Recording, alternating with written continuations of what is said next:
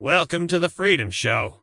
Today, is our government doing enough to protect us? The bizarre double standards and reactions to murders depending on the identity of the perpetrator. And finally, are sunglasses racist? In the studio to give us her opinions is Carmina Hat. Thanks for having me on the show. So Carmina, this week we have seen a terrible murder. We know some information, which could be erroneous. But it seems this poor MP was killed by an extremist Muslim man. But for some reason this is hardly discussed.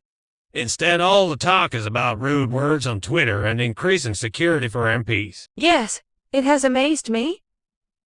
Especially when you compare the reaction to this horrible death with another recent terrible crime, the murder of a woman by a policeman. What do you mean? After that horrendous murder, where a man killed a woman, all the talk was about men, their general awfulness and how all of them could be a killer. There have been attempts to educate all boys because they could become murderers and rapists, and even a call for all men to be subject to a curfew. What are you saying? I'm just pointing out the double standards. If the reaction now was similar, those same people would be calling for a curfew on Muslims? But that would be ridiculous. Exactly. It would. The point is the disparity between the two reactions. When I said not all men, then they accused me of not admitting there is a problem. Yet these same people trip over themselves to say not all Muslims. Which is true. Of course. But they push it further. They refuse to mention it at all. They almost take it as far as implying no Muslims, which is patently not the case. We have to be able to mention and work out why some Muslims, yes, a very small number, but a number nevertheless, are trying to kill people. It's the hypocrisy you don't like. Someone has been stabbed to death. Stopping murders is most important.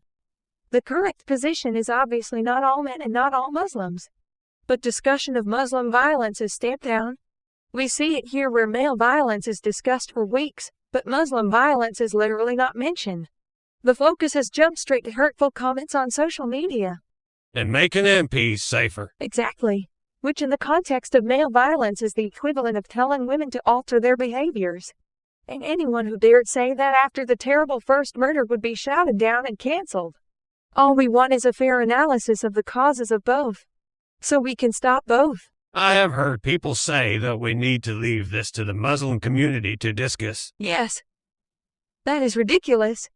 It is like people saying after the woman was murdered, well, there is an issue with men, but we need to leave it for men to discuss amongst themselves. Laughable.